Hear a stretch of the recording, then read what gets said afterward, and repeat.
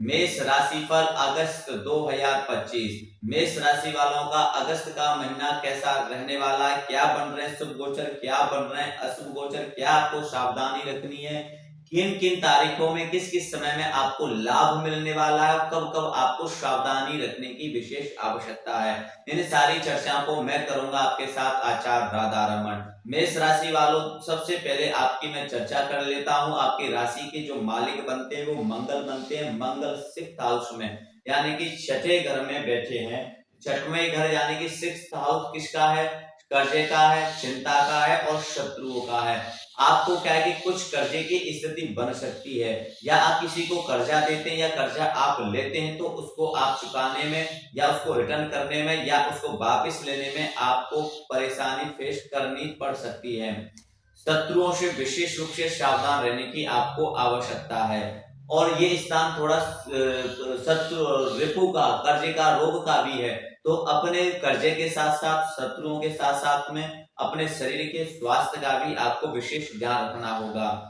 अब भूमि जमीन जायदाद धान के स्थान में बुध आदित्य योग बन रहा है 17 अगस्त तक। जिनकी लगन कुंडली में सूर्य बुध की स्थिति ठीक है और वो अपनी मजबूत स्थिति में है और उनकी आप पर दशा या अंतर दशा उनकी चल रही है, तो आपको भूमि जमीन जायदाद आदि से संबंधित कोई शुभ सूचना मिल सकती है। कोई आपका प्रॉपर्टी का कार्य था या फिर आप जमीन आदि लेना चाह रहे थे या वाहन खरीदना बेचना चाह रहे थे, तो वहां पर आपको पॉजिटिव रिजल्ट मिलते हुए दिखाई दे रहे हैं। लेकिन 17 तारीख के बाद सिंह राशि में सूर्य आ जाएंगे 17 अगस्त को।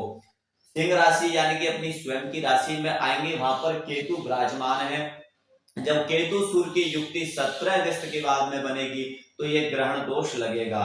जब ग्रहण दोष लगेगा तो इसकी कुछ हानि भी हो सकती है। पंचम स्थान किसका है वो समझ लेना चाहिए आपको। पहले पंचम स्थान आपकी शिक्षा का है, आपके संतान पक्ष का है और आपके एजुकेशन का है। जो विद्यार्थी हैं उनका पढ़ाई में थोड़ा मन कम लगेगा, और जो शादीशुदा है वो क्या है कि अपने संतान पक्ष से संबंधित कोई चिंतित रह सकते हैं। उनके स्वास्थ्य को लेकर, उनके करियर को लेकर या उनके कुछ एजुकेशन आदि को लेकर संतान पक्ष से कुछ चिंता आपको 17 अगस्त के बाद में दिखाई दे रही है मेष राशि वालों। अब ये स्थान क्या है कि आपकी एजुकेशन शिक्षा का भी है, तो आपके पास जो एजुकेशन है, जो शिक्षा है, जो कोई एग्जाम की तैयारी कर रहे हैं या कोई उस एजुकेशन से अपने टैलेंट से संबंधित कोई कार्य करते हैं तो उसकी ग्रोथ कहीं ना कहीं रुक जाएगी। क्योंकि सूर्य और केतु एक साथ जब होते हैं तो ग्रहण दोष लगता है, कार्यों में रुकावट होती है, डिस्प्रेशन, तनाव आदि बढ़ता है। तो 17 अगस्त के बाद में आपको विशेष ध्यान रखना चाहिए। अंतिम में मैं उपाय भी आपको बताऊंगा, इन उपायों को आप करोगे तो आपको बहुत अच्छा होगा, फिर कोई आपको हानि नहीं होगी। अगर आप अपनी जन्म कुंडली का विश्लेषण मेरे द्वारा करवाना चाहते हैं, अपनी समस्याओं का समाधान चाहते हैं, तो वीडियो में दिए हुए नंबर पर आप मेरे से संपर्क कर सकते हैं। और मेष राशि वालों, आपकी शनि की 7.5 चल रही है और शनि बैठे हैं आपके द्वादश भाव में बैठे हैं, यानी कि 12वें हाउस में, 12th हाउस में बैठे हैं। अब यहाँ पर शनि की 7.5 का पहला चरण है, डिस्प्रेशन, तनाव आदि तो देता है, आपने वीडियो में देखा होगा, मैंने भी बताया है, बहुत से आपने वीडियो में देखा होगा। तीसरी दृष्टि आपकी यहाँ पर द्वितीय भाव पर, कुटुंब, वाणी और सेविंग के स्थान पर है, तो अपनी सेविंग पर ध्यान दें। परिवार में कुछ बोलने से पहले सावधानी और अपनी वाणी पर लगाम रखें, सोच समझकर बोलें और थोड़ा वाद विवाद से आपको बचना होगा। 3, 4, 5, 6, 7, 7वीं दृष्टि से शनि फिर आपके छठे स्थान को देख रहे हैं। छठे स्थान को यहाँ पर आपको देख रहे हैं तो वहां पर मंगल पहले से विराजमान है, उनके बारे में मैंने आपको बताया है।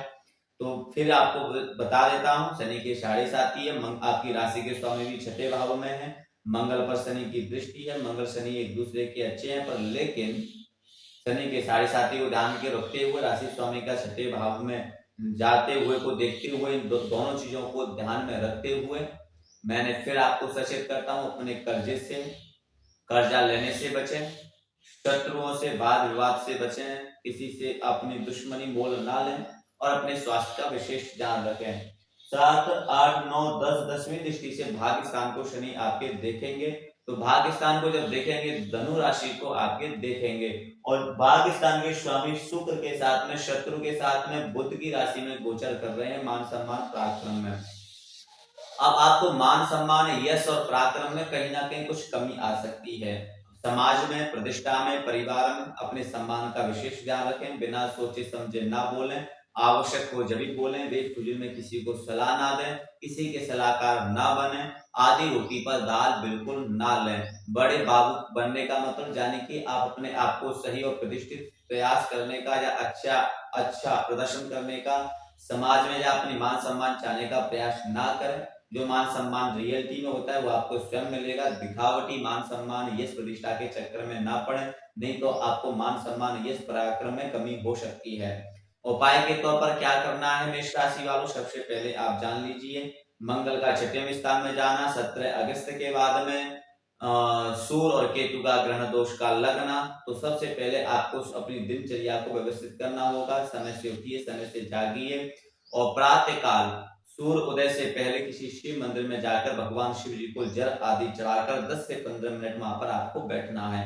शाम को पुनः सूर्यास्त के बाद में भगवान शिव जी के मंदिर में या हनुमान जी के मंदिर में जाकर वहां बजरंग बाण और हनुमान चालीसा का पाठ करें और साथ ही साथ में वहां बैठकर 10 से 15 मिनट अपने आप को योग, अध्यात्म, अपनी बुद्धि से विचार विमर्श जरूर करें।